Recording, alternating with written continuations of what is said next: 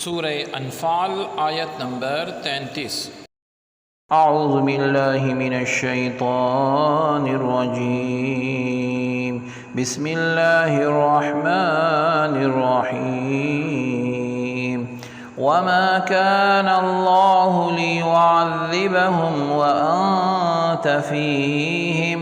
وما كان اللہ معذبهم وهم یستغفرون۔ لفظی ترجمہ ہے واہ اور ما نہیں، کانا ہے اللہ اللہ رب العزت لی کے یعذبہ عذاب دے، ہم ان کو، وا حالانکہ، انتا آپ صلی اللہ علیہ وسلم ہیں، فی میں، ہم ان، واہ اور ما نہیں، کانا ہے اللہ اللہ رب العزت معذبہ عذاب دینے والا، ہم ان کو، وا جبکہ ہم وہ، یستغفرون مغفرت مانگتے ہیں۔ بامحاورہ ترجمہ ہے اور در حقیقت بات یہ ہے کہ اللہ رب العزت کو یہ شان نہیں دیتا کہ ان پر عذاب فرمائے حالانکہ آپ بھی ان میں موجود ہوں، اور نہ ہی اللہ ایسی حالت میں ان پر عذاب فرمانے والا ہے کہ وہ اس سے مغفرت طلب کر رہے ہوں۔ آیت کی تفسیر میں ارشاد فرمایا گیا کہ اللہ رب العزت کی یہ شان نہیں کہ جس عذاب کا کفار نے سوال کیا وہ عذاب انہیں دے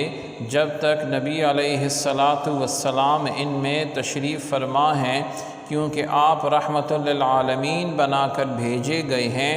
اور اللہ کی سنت مبارکہ یہ ہے کہ جب تک کسی قوم میں اس کے نبی موجود ہوں ان پر عام بربادی کا عذاب نہیں بھیجتا کہ جس سے سب کے سب ہلاک ہو جائیں اور باقی کوئی نہ بچے۔ علامہ علی بن محمد فرماتے ہیں کہ اس آیت سے ثابت ہوا کہ استغفار عذاب سے امن میں رہنے کا ذریعہ ہے۔ احادیث میں استغفار کے بہت فضائل بیان کیے گئے ہیں، جن میں سے 3 احادیث درج ذیل ہیں۔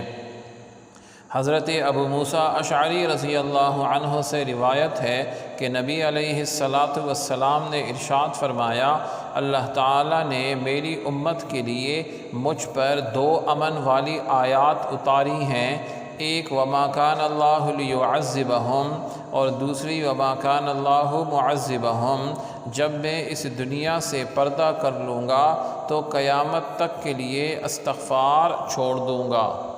حضرت ابو سعید رضی اللہ عنہ سے روایت ہے کہ نبی علیہ السلام نے ارشاد فرمایا کہ شیطان نے کہا کہ اے میرے رب، تیرے عزت و جلال کی قسم، جب تک تیرے بندے کی روحیں ان کے جسموں میں ہیں میں انہیں بھٹکاتا رہوں گا۔ اللہ رب العزت نے ارشاد فرمایا، میری جلال و عزت کی قسم، جب تک وہ مجھ سے استغفار کریں گے تو میں انہیں بخشتا رہوں گا۔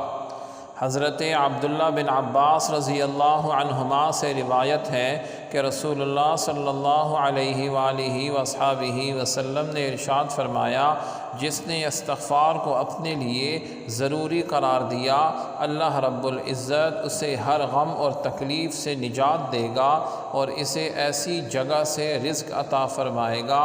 جہاں سے اسے وہم و گمان بھی نہ ہوگا۔ سبحانک اللہم و بحمدک، اشہد ان لا الہ الا انت، استغفرک و اتوب الیک، وصلی اللہ تعالی علی خیر خلقہ محمد وعلی آلہ وصحبہ اجمعین برحمتک یا ارحم الراحمین۔